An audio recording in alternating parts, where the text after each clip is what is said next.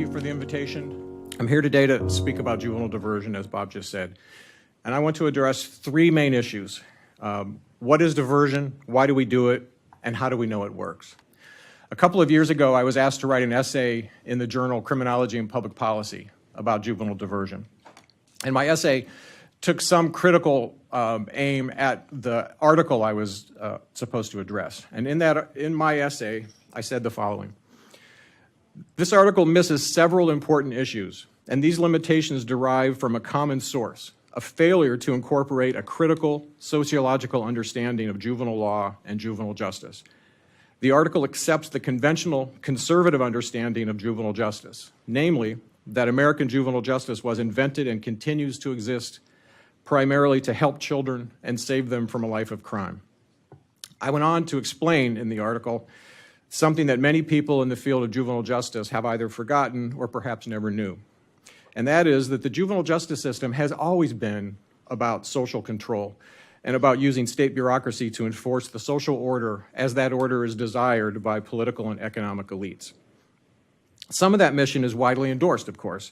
Violence prevention, the assurance that we can be secure in our own homes, that we can hold on to our property. But there are many instances, it doesn't take long to find aspects of the justice system that are not just about widely endorsed principles, but they're about moral judgment and the need to control the behavior of people excluded from the economy. To understand this, you need to read beyond the conventional story of juvenile justice. Again, reading from that article I wrote, to understand the true foundations of juvenile justice, as well as contemporary obstacles to effective diversion, a critical reader must look beyond the public statements of advocates. And by that, I was referring to the 19th century founders, the people that helped bring about the juvenile court in Chicago and elsewhere. You have to look beyond those arguments. We understand the behavior of social institutions only when we identify the full array of social forces that lead to their formation and perpetuation. In the case of juvenile justice, this means understanding that the system exists, at least in part, because it meets the needs of economic and political interests that favor social order and social control over poor communities, immigrants, and people of color. The 19th century social activists who helped to create the first juvenile court worked hard to fashion a separate system for juvenile delinquents, and many of their arguments fit nicely with the conventional reform narrative.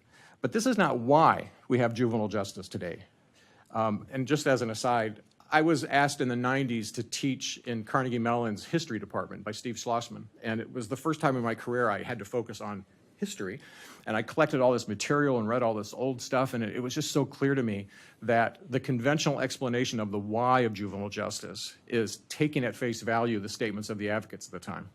But when historians like Platt, Rothman, Schlossman investigated court records and bureaucratic communication during the period when the American system of juvenile justice emerged, they showed that the child savers and liberal advocates succeeded not because they were such brilliant organizers and rhetoricians, or not only, but because their ideas were welcomed by conservative public safety interests.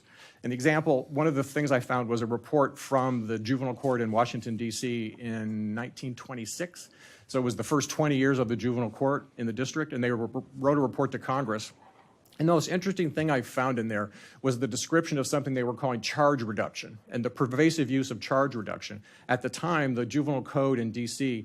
specified certain levels of offenses, and if you were over that level, you went to criminal court, under it, you went to juvenile. And of course, they did some predictions about how many cases they would likely see, and were soon overwhelmed with cases because prosecutors were engaged in rampant charge reduction in order to qualify the case to go to the new juvenile court because they were assured of a more serious sanction.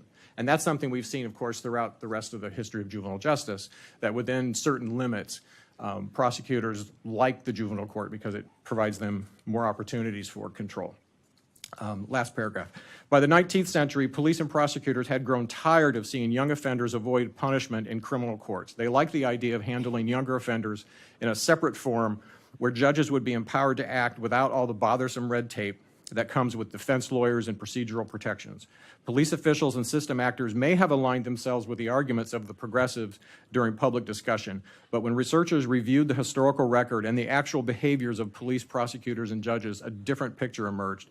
It became clear that early 20th century legal authorities embraced the new juvenile system because it allowed for tougher punishments of young offenders, especially the new immigrants of the day, then Irish and Italians, and the swelling number of Southern blacks who were then moving to northern cities in search of job opportunities. The juvenile court was a new way for European elites to suppress urban youth crime more freely and more aggressively. You can say that's over 100 years ago, things have changed, but that is the origin and that's the culture in which this court flourished. In order to understand current debates and current policy issues, we can't ignore that. We can't forget about that. So back to the three topics. What is diversion? My main point is diversion is not a program. It's a case handling decision. By case, I mean anytime a young person comes into contact with the justice system, and not just police, courts, and detention centers, but the entire system, all the public and private agencies that collaborate to deliver a response to a young person who becomes involved in the justice system. When a social services agency offers after-school programs, after-school activities for youth referred by probation, they are part of, quote, the system. When a parks department offers a hiking program and opens it up to court-referred youth, they are part of the justice system. At any point in the process of moving youth through the justice system, there are always opportunities to divert. And there are many different forms. You can divert a youth from police contact, from arrest, from charges, adjudication, formal disposition. Diversion is any decision by any agency or official to respond to a young person in a way that is less severe and less punitive than might otherwise be justified. It's, as I said, it's not a program. I could start a theater program for young people. I may call it a diversion program because that's good for my marketing. It's a way of saying, hey, I take justice-referred youth, but it's still a theater program.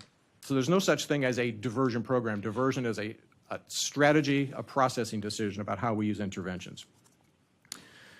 Okay, and the decision to act as, the decision to consider an act as diversion, it must be the case that the youth being diverted was headed down the business as usual path, whether that is formal adjudication or confinement or whatever. The whole word diversion means they were headed down this other path.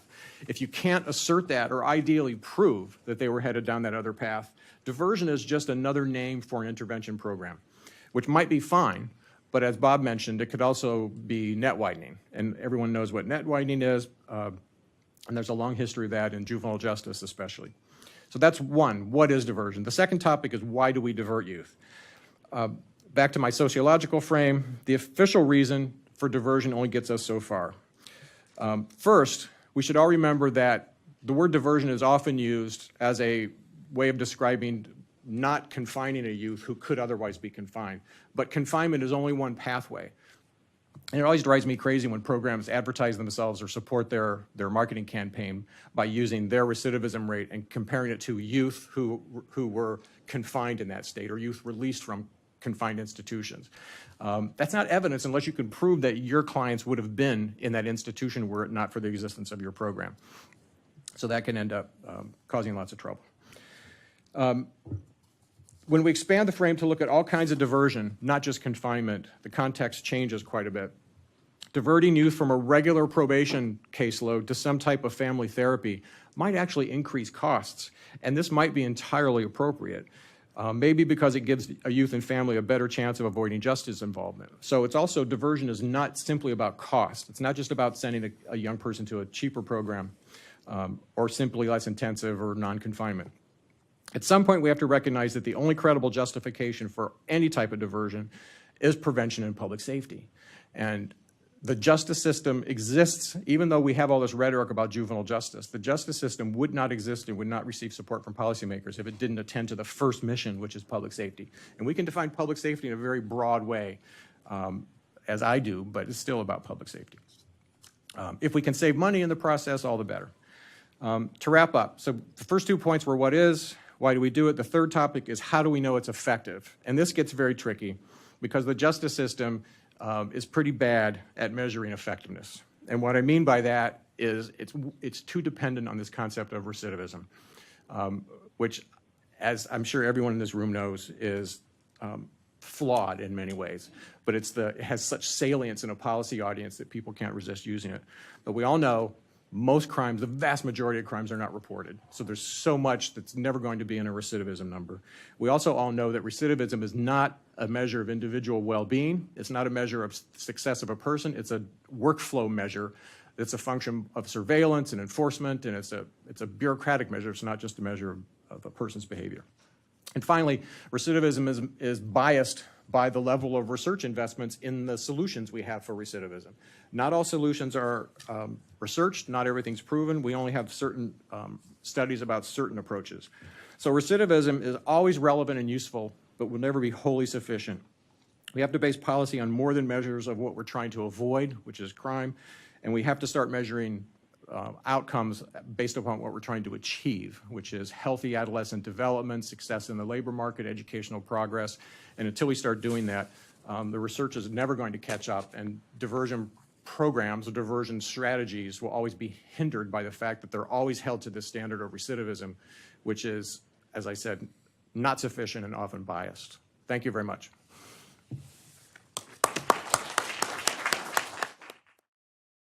The way I think about this is we have to present a positive direction and positive options. So instead of having a discussion that's failure focused, how many people failed, how many people got rearrested, how many people got re-imprisoned, which just feeds the public's perception of this issue.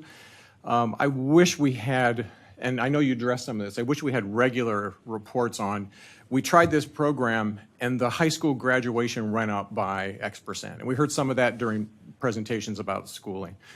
If we started getting public officials focused on that, I think they would naturally start to think about all these investments as producing good things instead of avoiding bad things.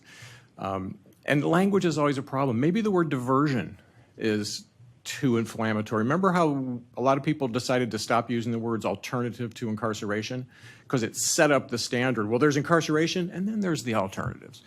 I think diversion might sound like too much like an alternative and like it's less than what we'd hoped for.